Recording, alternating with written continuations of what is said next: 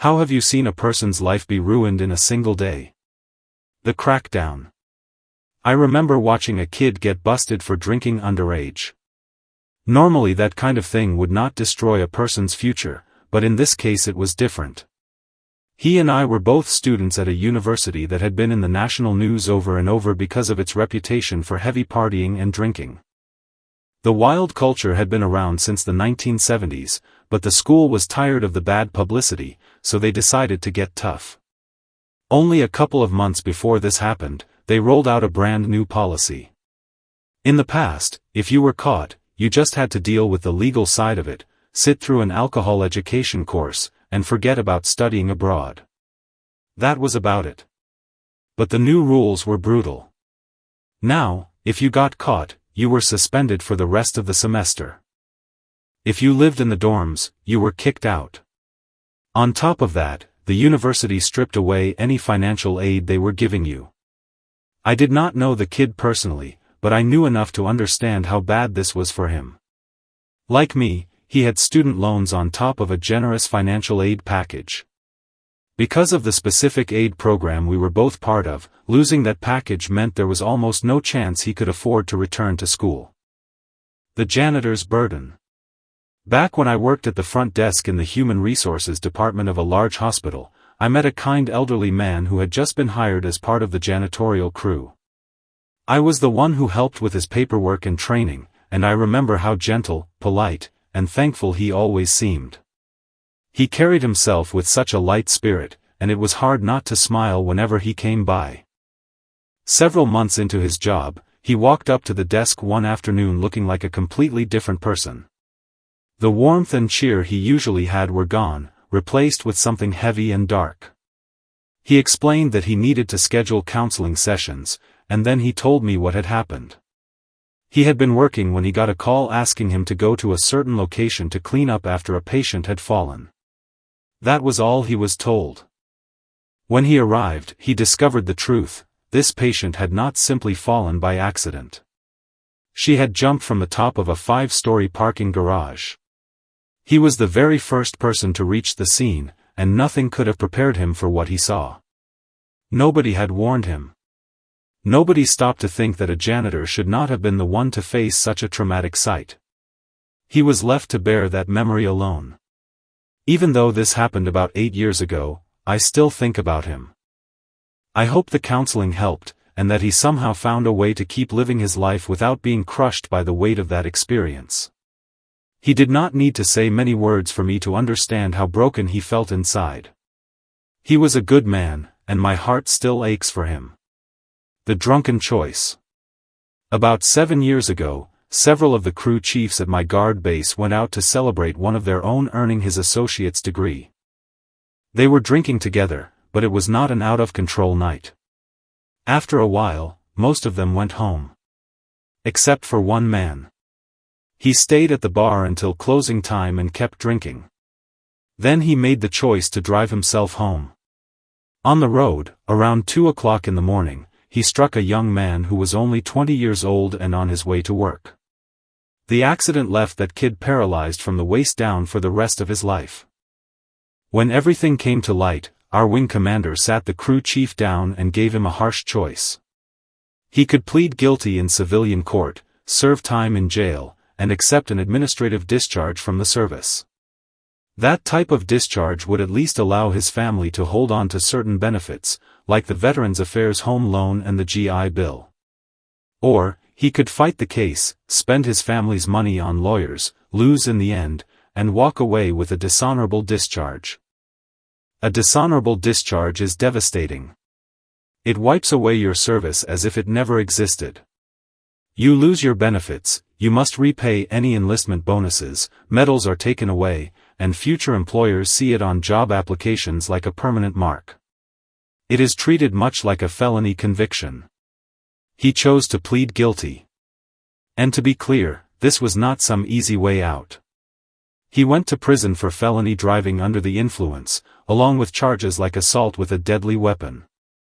He was also held responsible for the young man's medical expenses and likely other damages as well. The wing commander's decision was not about letting him off the hook. It was about allowing him to do one last selfless act, to keep his family from losing everything. He still went to jail. He still carried the burden of what he had done. But at least his wife and kids were not left completely ruined by his mistake. The loss of a bright star. During my time as a surgical intern, there was a fourth-year medical student working with us on the general surgery team. He was acting as an intern for his rotation. Everything about him fit the picture of an all-American golden boy. He was sharp, tall, and good-looking, the kind of person who drew people in when he spoke. He had been class president, carried himself with confidence, and still managed to be genuinely kind. He reminded me of Captain America brought to life. He dreamed of becoming a general surgeon at our hospital, and my attending physicians could not stop talking about him. They already pictured him as a future resident. Everyone believed he had a bright career ahead of him, and the department chair wanted to see him in action. A routine surgery was scheduled for the final days of his rotation, not because the procedure itself was challenging, but because the chair planned to evaluate him and write a glowing letter of recommendation afterward. The night before the surgery, he and I sat down together and went over every step of the procedure. I even pointed out the little habits and quirks the chair liked to see so he could stand out. Later, we exchanged a few more text messages, just final notes to make sure he was completely ready for the big day. The next morning, I was caught off guard when my chief told me to scrub in for the surgery instead. The student had not shown up. That was strange, because he was obsessive about being punctual, and missing something like this was unthinkable for him. I told a third-year medical student on our team to go check on him, just in case. About an hour into the operation, my chief resident came into the operating room, told me to scrub out, and delivered news that did not feel real. The student who went to look for him had found him in his apartment, lying in a pool of blood, a gunshot wound through his neck. Nothing had been stolen. He had no enemies. No one could imagine why anyone would want to harm him. It appeared someone had simply broken in and taken his life. At first, I could not process it. The whole thing felt impossible. I was questioned by detectives later, since I had been the last person in contact with him, trading text messages just hours before. Months passed before the truth came out. The killers were caught several states away. It turned out to be part of some gang initiation, kill a random person. That was all. Even after they were brought to justice, the senselessness of it weighed on me. This young man had everything ahead of him, the talent, the personality, the drive. He could have been one of the great surgeons. Instead, he became the victim of something pointless and cruel. It left me shaken for a long time. The night everything changed. Growing up, my sister was my very best friend. She was 6 years older than me, and when I was 16, she was 22. We did everything together, movies, music, late-night food runs, even just bouncing on the trampoline in the backyard. She was the person I looked up to most. One night, she did not come home after her shift bartending. I remember lying in bed and hearing my parents moving through the house, lights flicking on, voices tight with panic. Then came the phone call from the police. They had found my sister's car abandoned in the middle of a neighborhood street. The driver's door was hanging open, and one of her shoes was lying in the road. That image alone was terrifying. But she was nowhere to be found. The truth came out the next day.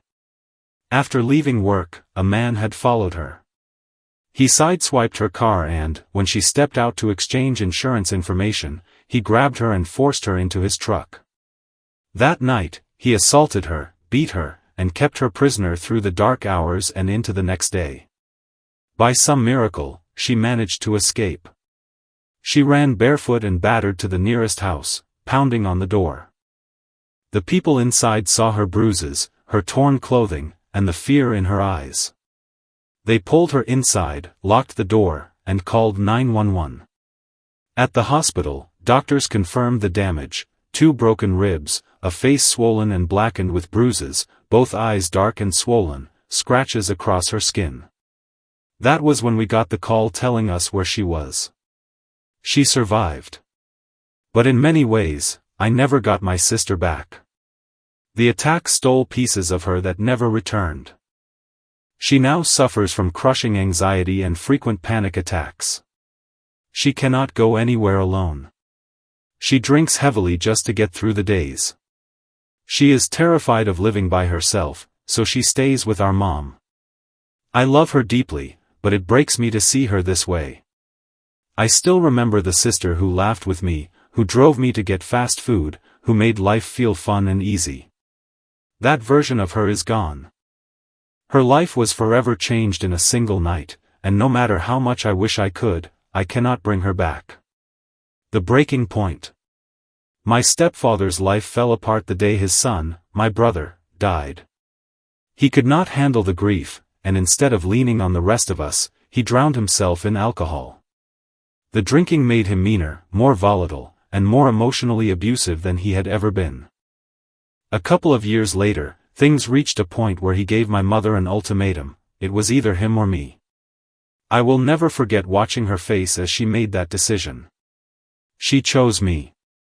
She left her husband, the man she had once called the love of her life. It was the hardest choice I had ever seen someone make. But even after that, things did not turn out clean or easy. My mother and I barely have a relationship now. She once told me, straight to my face, that she regretted having me. Hearing those words left scars that I am still trying to heal from. My stepfather, last I knew, is still drinking himself into oblivion, living out his days alone. My mother is also alone, carrying regrets that eat away at her. As for me, I am surviving. I still carry wounds, but I am slowly healing. I remind myself every day that I am not to blame for their choices. The weight my mother tried to put on me is not mine to carry. I am not a mistake. Her pain does not define my worth. I believe I am here for a reason, even if I have not yet figured out what that reason is. The day I spoke up. I once worked for a man who turned out to be hiding something sickening. My boss was in possession of child pornography. When I discovered it, I was shaken to the core. The thought of staying silent never sat right with me.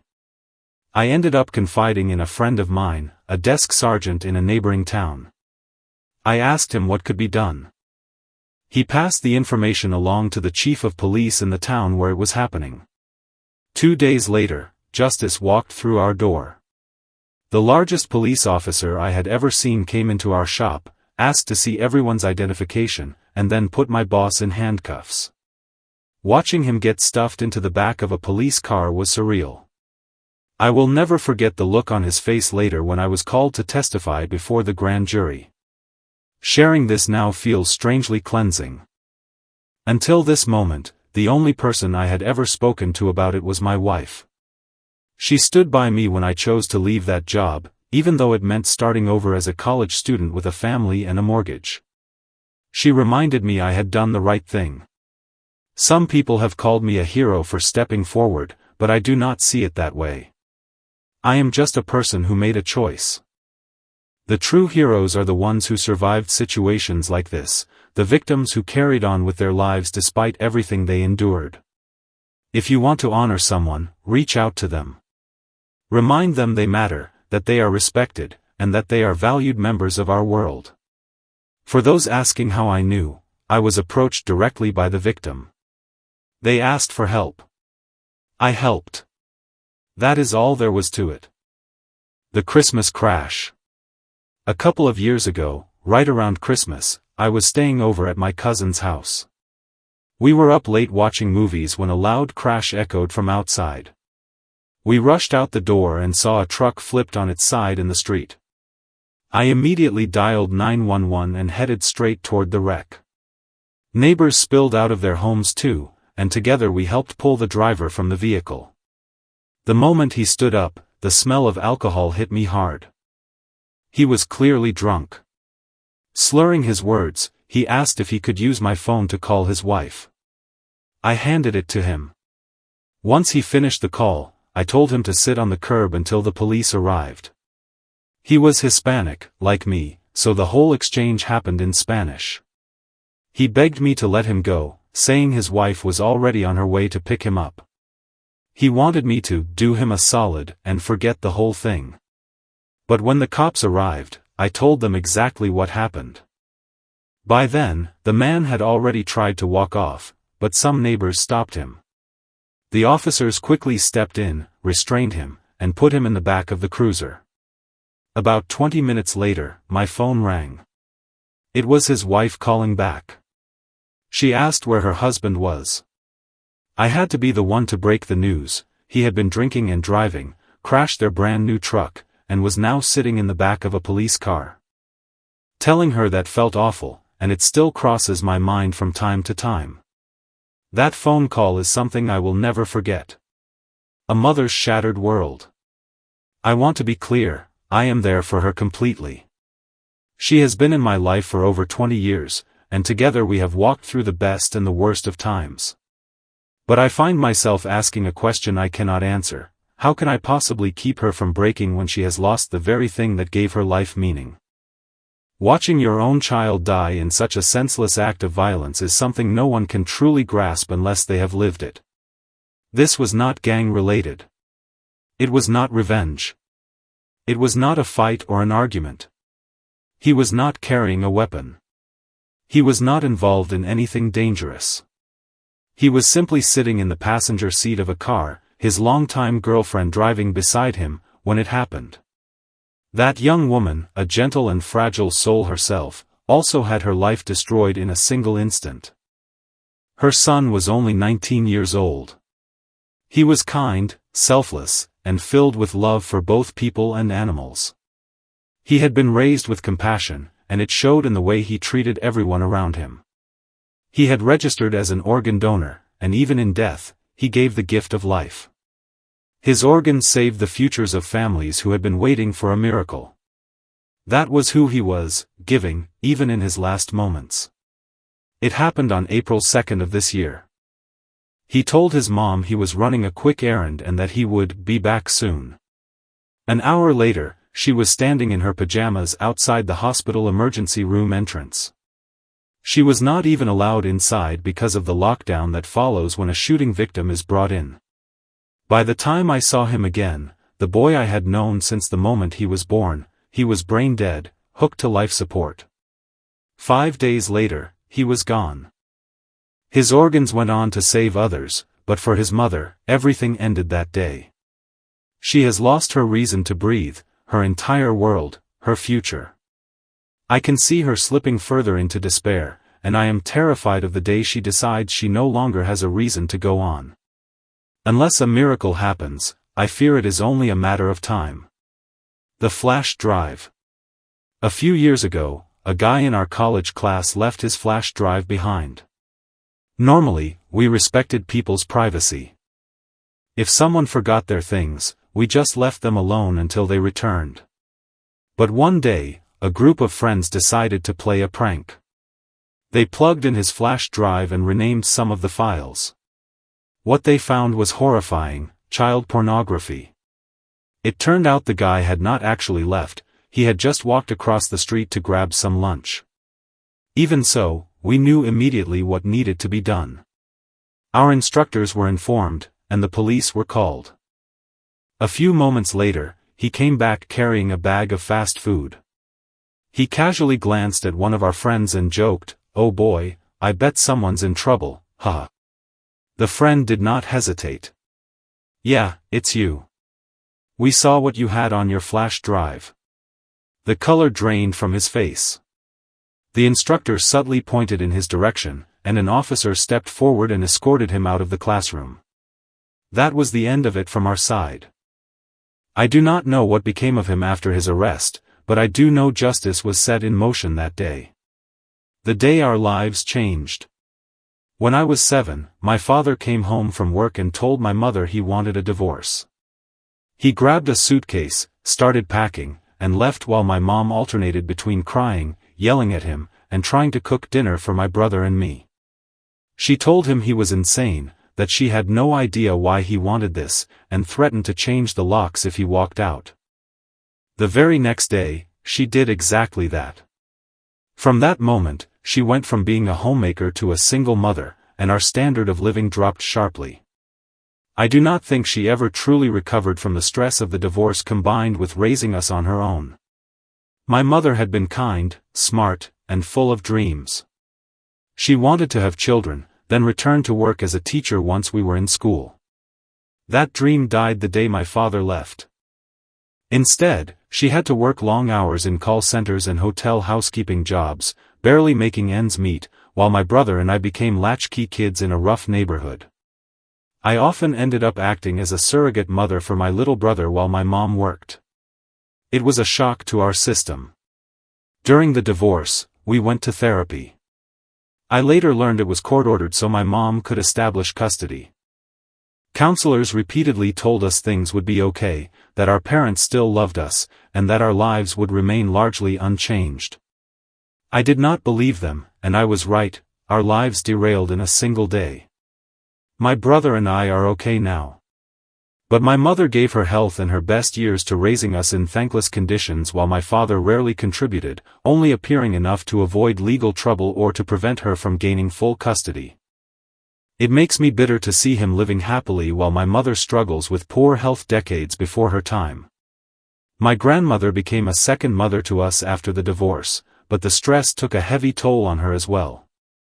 You can see it in pictures. In her mid-50s, right after the divorce, she still looked vibrant and youthful. By her 60s, the strain was visible, and she passed away from cancer in her early 70s. For years, I blocked out the memories of those early days. Only recently have I begun to dig into the emotions and events from ages 7 to 14. I did this partly to support my mother and partly to prevent her from suffering the same fate as my grandmother. It is hard to accept that none of this would have happened if my father had not made the choices he did that day, and every day after.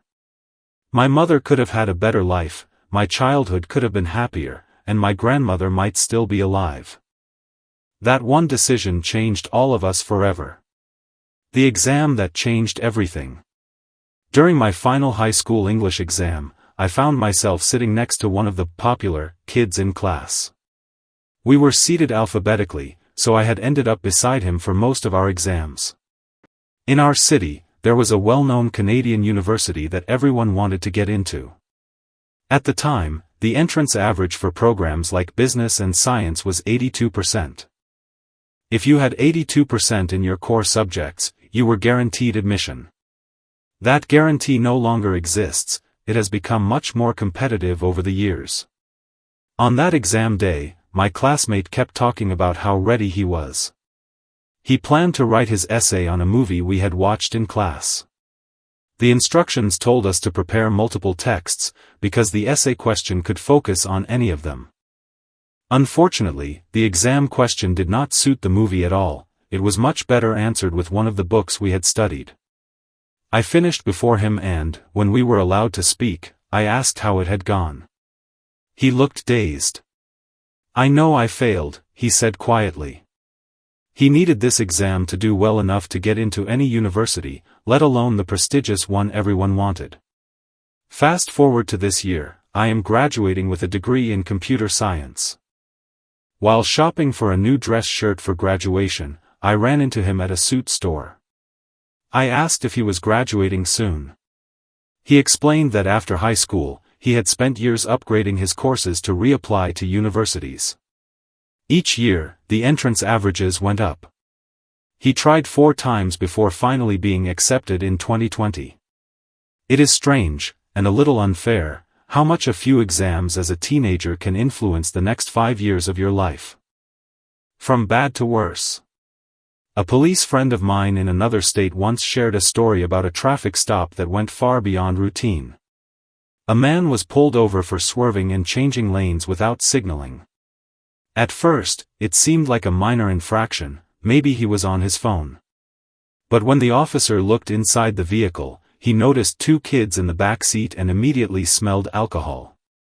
The driver was pulled out of the car and subjected to field sobriety tests. At first, he seemed fine, but when he blew into the breathalyzer, the results were alarmingly high. He admitted he had been drinking in a parking lot while waiting for his children to finish at daycare, and he had an open container in the back seat.